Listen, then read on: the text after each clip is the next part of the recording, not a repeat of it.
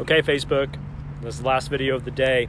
I told you I would give you the biggest infringement that we're seeing out of Richmond so far at the end of the day. I'm in front of the Henry County Courthouse right now. If you've been watching me all day, you've seen me bouncing around all of these courthouses. I actually have been doing my job in the process of this, but between what I have to do at these courthouses, I'm recording these videos in southwestern Virginia so that you can know what's going on. We've talked about a lot today. I'm going to summarize the few things we've talked about before we talk about Bill 64.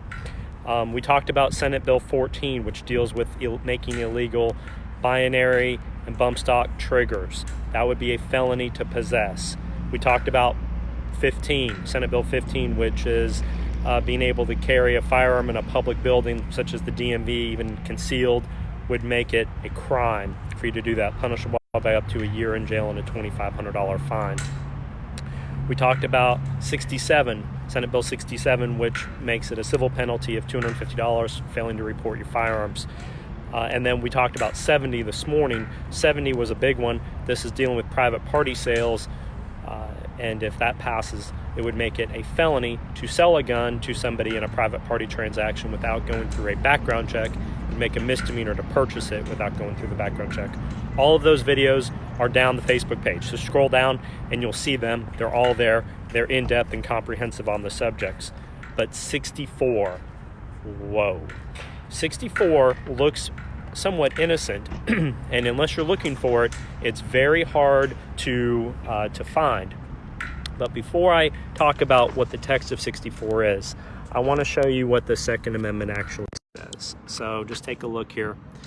And here is the actual text of the Second Amendment. A well-regulated militia being necessary to the security of a free state, the right of the people to keep and bear arms shall not be infringed. Okay, now we've talked about this language quite a bit.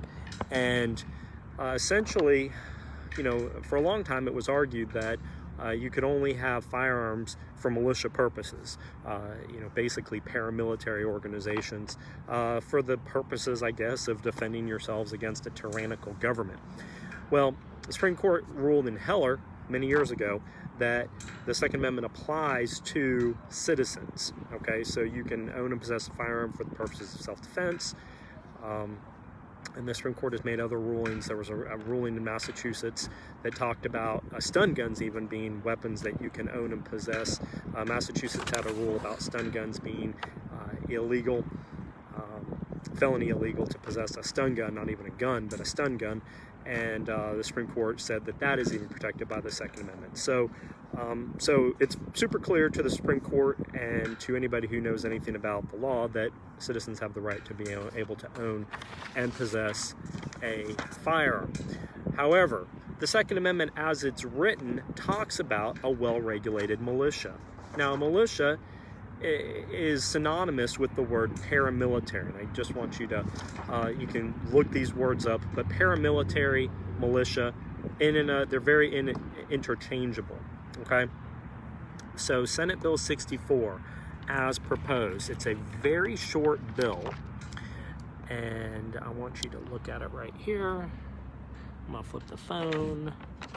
It says provides that, oh sorry, can't do it. I can't do it that way, sorry about that.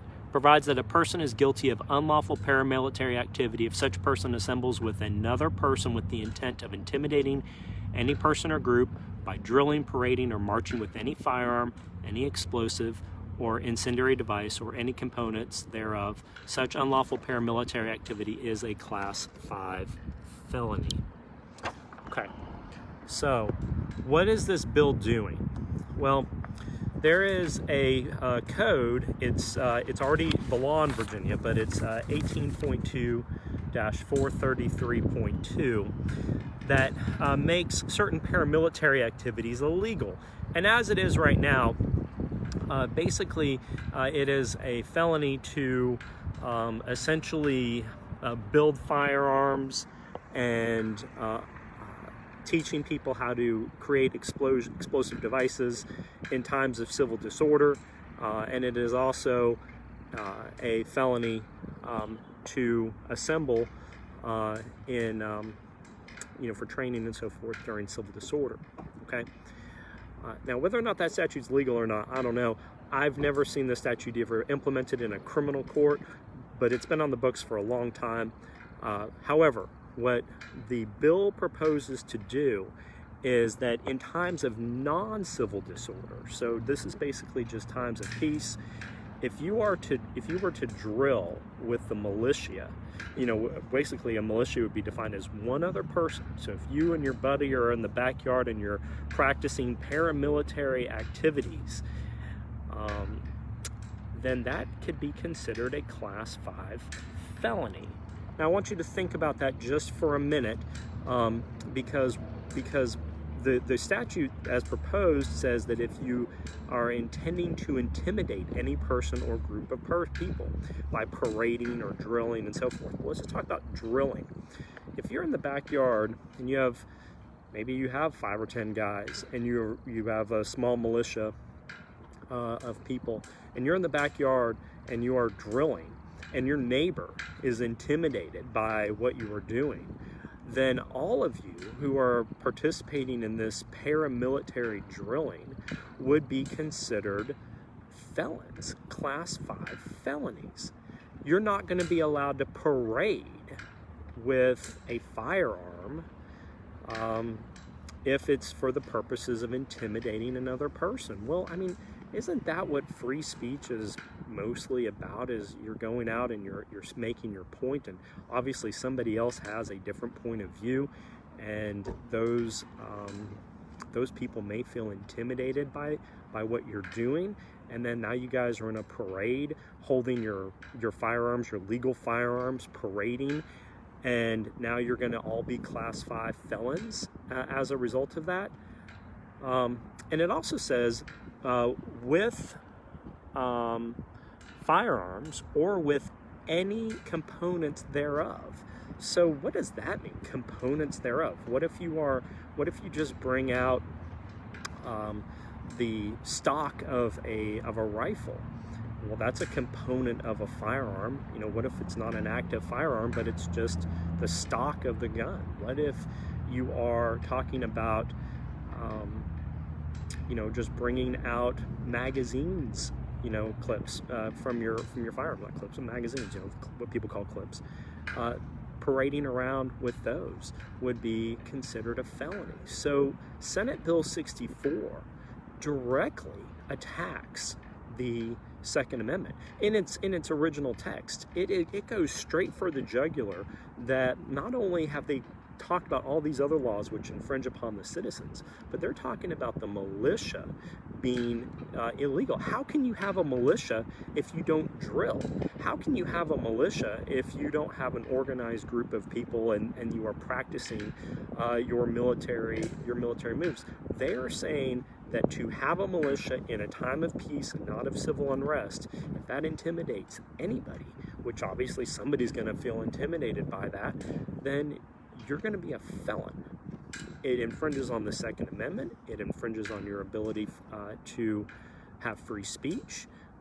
Senate Bill 64 is the worst bill that's been proposed. And we have talked about a lot of bad bills coming out of Richmond.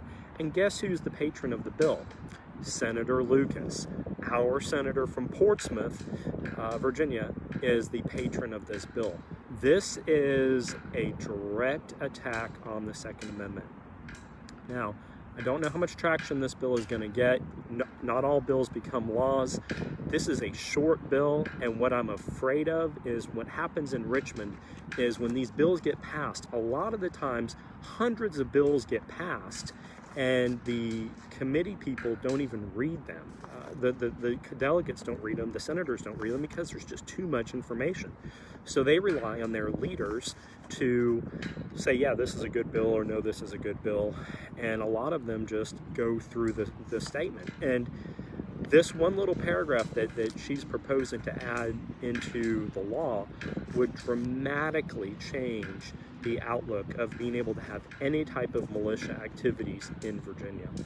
And so to your Republican congressmen, but to the delegates, to your Republican senators, to your Democrat delegates, to your Democrat senators, 64 directly impacts the Second Amendment. It directly impacts your ability for free assembly.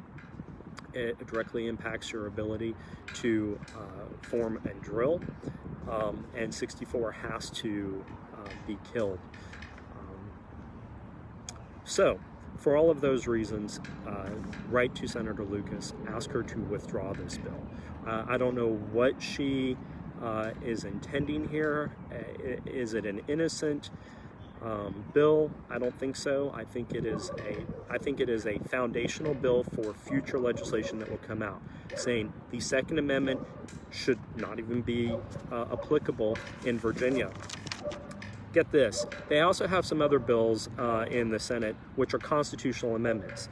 SJ2 talks about abortion, and it basically, I'm not going to go off on a tangent here on what my personal opinions are on these things, but the abortion constitutional amendment proposes that you can't infringe upon abortion laws in Virginia. Basically, you get to have an abortion. The only time that there can be restrictions on abortion are when there's a compelling state interest, and it has to be by the least restrictive means. So they're proposing that this year, okay? SJ3 deals with gay marriage. SJ3 basically ratifies the Supreme Court's decision that you can have gay marriage, and they want to put that into the Constitution. SJ6 allows the governor to be elected more than one term. They're trying to codify constitutionally these rights that aren't even in the Constitution. They're trying to codify those into our Constitution, while at the same time proposing a bill which directly says you can't exercise your rights under the Second Amendment. Think about that. Write your delegates, wake up Virginia, share this video, we need to respond. I'm not saying violently. You know, some of you put crazy stuff on the comments like civil war and all that crap. I'm not saying that. I'm saying get to your representatives. They only have a few people in the Senate, a small majority. Convincing a couple of the Democrat senators that some of these bills are outrageous, criminalizing a huge section of the population, going directly after the Second Amendment. I think we can convince some of these Democrat senators that this is going too far, and if we get a couple, they can't pass these laws. So that's what I'm encouraging you to do. Senate Bill 64 is a direct attack on the Second Amendment. They all are, but this one directly goes after the heart of what the Second Amendment in the plain text reads. My name's Tim Anderson in front of the Henry County Courthouse. I'll pass on more information as I have it. Nobody else is talking about these things, so share my videos so that the public wakes up and understands what's happening.